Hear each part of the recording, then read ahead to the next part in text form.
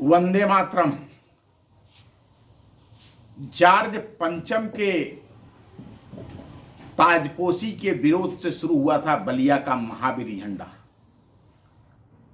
आइए आज आप सभी को बलिया जिले के सिकंदरपुर, रसड़ा, सुखपुरा, गणबार, बिलथरा रोड, रेवती इत्यादि सारे स्थानों पर निकलने वाले महावीर झंडा के संदर्भ में मैं आपको बताता हूं।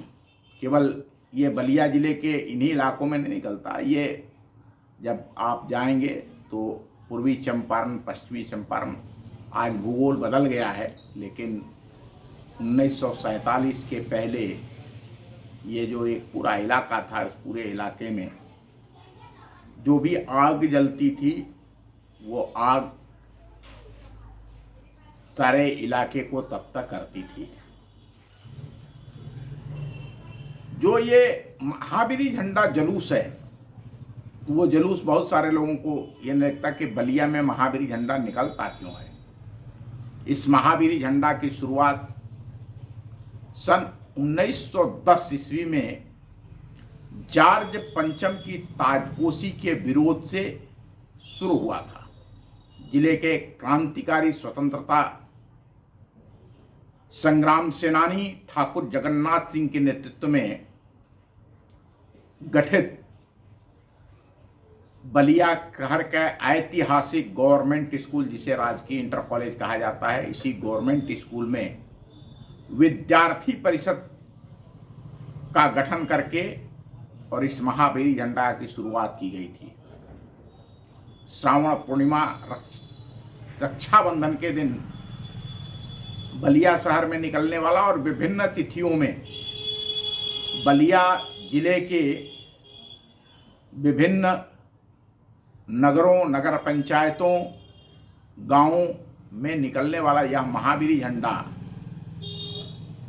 जुलूस केवल इस 1910 में जॉर्ज पंचम के ताजपोशी से ही नहीं निकला, तो इसके पीछे 1857 में जो बलिया की विद्रोही सेना, जिसने पूरे गोरखपुर इलाके को, आजमगढ़, देवरिया, गोरखपुर, कुशीनगर और पूर्वी चंपारण तक से अंग्रेजों को खदेड़ दिया था। 3 जून 1857 को बलिया जिले के चौरा गांव में जो अंग्रेजी खजाना लूटा गया था, वह इस बागी जिले की पहचान से निकला था, इस बागी जिले के तेवर से निकला था। जैसा कि हम सभी जानते हैं कि 1857 में भी बड़ा यह है, जो ब्रिटिश फौज के सिपाही जिस मंगल पांडे ने विद्रोह की चिंगारी को सुलगाया था, सैनिक विद्रोह की चिंगारी को सुलगाया था, वह मंगल पांडे भी बलिया जिले के नगवा गांव में पैदा हुए थे। वीरों की इसी धरती पर ठाकुर जगन्नाथ सिंह ने 1910 में गवर्नमेंट स्कूल बलिया से इस क्रांति की शुरुआत किया था। कहानी ऐसे शुरू होती है कि 1910 में जब जॉर्ज पंचम की ताजपोशी होनी थी, तो सभी विद्यार्थियों से यह कहा गया कि आप 8 आना जमा करिए, इसके बदले में आपको तमगा मिलेगा। वो तमगा जो था, वह तमगा जॉर्ज पंचम का चित्र लगा हुआ था।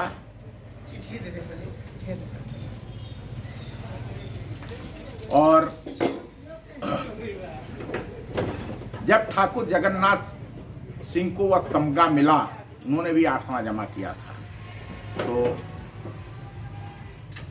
उन्होंने अगले दिन जब स्कूल में सारे बच्चे अपनी जेब पर उस तमगे को लगा कर आए थे, लेकिन ठाकुर जगन्नाथ सिंह ने उस तमगे को अपने जूते के फीते में बांध दिया।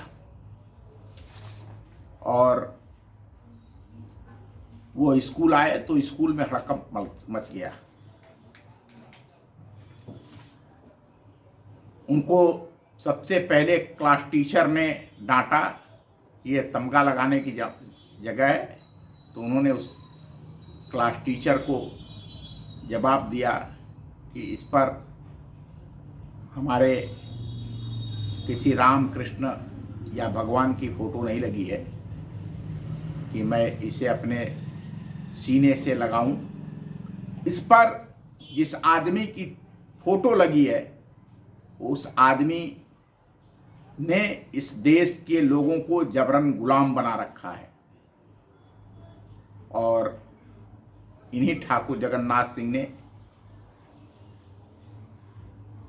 इस महावीरी झंडा जुलूस की शुरुआत किया था। इसके लिए इन्होंने जो विद्यार्थी परिषद बनाया था, उस विद्यार्थी परिषद में हृदय नारायण तिवारी, मुक्तेश्वर मिश्र, केदारनाथ उपाध्याय, शिवराम तिवारी, नंद किशोर चौबे, परशुराम चतुर्वेदी, ऐसे करके, ये परशुराम चतुर्वेदी जी बाद में साहित्यकार हुए, 35 कुल विद्यार्थी थे। इन 35 विद्यार्थियों ने आदित्य राम मंदिर में एक सभा किया और उसमें तय किया कि हम इस जॉर्ज पंचम की ताजपोशी का विरोध करेंगे। और इसके लिए जो उन्होंने योजना बनाई, वो योजना यह थी कि जिस प्रकार से महाराष्ट्र के अंदर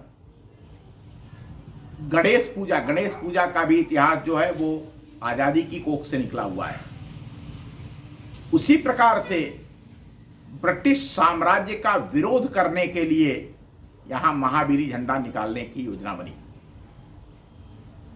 इसके लिए जॉर्ज पंचम की ताजपोशी के दिन एक तरफ स्कूली बच्चों का जुलूस जो ब्रिटिश गवर्नमेंट की तरफ से निकाला गया था,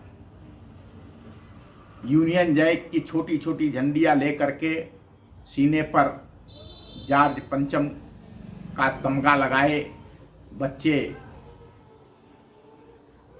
ब्रिटिश सरकार के समर्थन में जॉर्ज पंचम की ताजपोशी के खुशी के नारे लगा रहे थे, तो दूसरी तरफ एक लंबे बांस में लाल झंडा जिस पर वंदे मातरम लिखा हुआ था, वो झंडा लेकर के और यह क्रांतिकारियों का जुलूस बलिया शहर में निकला। पूरा प्रशासन सख्ते में आ गया। जब यह जुलूस आदित्य राम मंदिर से जाफरीगंज पुलिस चौकी के पास पहुंचा तो वहां एक सिपाही ने उस जुलूस में शामिल एक बच्चे को देखा, गुस्से से देखा। वो बच्चा डर गया, लेकिन ठाकुर जगन्नाथ सिंह जब उसके सामने आए तो वो सिपाही सहम गया और पीछे हट गया। पूरे शहर के अंदर लोकमान्य बाल गंगाधर तिलक की जय, भारत माता की जय, वंदे मातरम करते हुए यह जुलूस पूरे शहर का भ्रमण किया। वही आज़ादी के जुलूस की परंपरा आज भी बलिया शहर के अंदर चल रही है। एक बहुत बड़ा दुर्भाग्य है कि कुछ अराजक तत्वों ने, असामाजिक तत्वों ने इस जुलूस को सांप्रदायिक रंग दे दिया। 1968 ईस्वी में जब यह जुलूस बिश्नीपुर चौराहे से आगे बढ़ रहा था, वह बिष्णुपुर चौराहे से जब आगे बढ़ा, वहाँ एक चौराहे पर मस्जिद है, तो उस पर उस मस्जिद से पत्थर फेंके गए, पथराव किया गया, जिसके बाद पुलिस ने फायरिंग किया। और इस फायरिंग में जुलूस में शामिल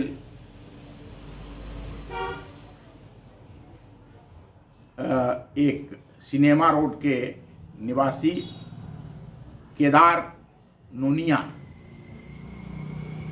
मारे गए, सैकड़ों लोग घायल हुए, जुलूस में भगदड़ मच गया।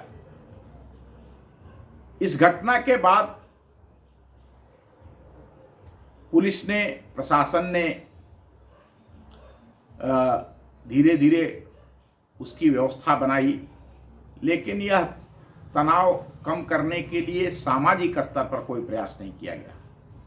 1990 में कुछ एक अवरोध उत्पन्न हुआ। तत्कालीन एसडीएम मिस्टर राजीव कपूर ने जगदीशपुर अखाड़े के जुलूस को रोक दिया, जिसके बाद यहाँ तनाव उत्पन्न हुआ था। इस जुलूस में 2005 में भी एक बार अवरोध आया था। यद्यपि आज़ादी के समय, आज़ादी के पहले इस जुलूस में जो अवरोध आता था तो वह माना जाता था कि ब्रिटिश गवर्नमेंट जो है वो जानबूझ करके और आज़ादी के इस जुलूस को रोकने का, बैन करने के लिए इस जुलूस में उपद्रव और अराजक तत्व भेजती थी। लेकिन अब यह देश आज़ाद है। देश की आज़ादी के 75 साल हो गए, पूरे हो गए 75 साल।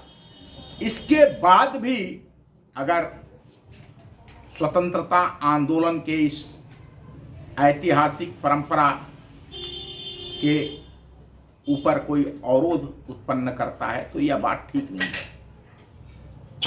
यह स्वतंत्रता आंदोलन का वह गौरवशाली परंपरा है जिसे सभी को जानना चाहिए और इस जुलूस को उसी गरिमा के साथ निकालना चाहिए।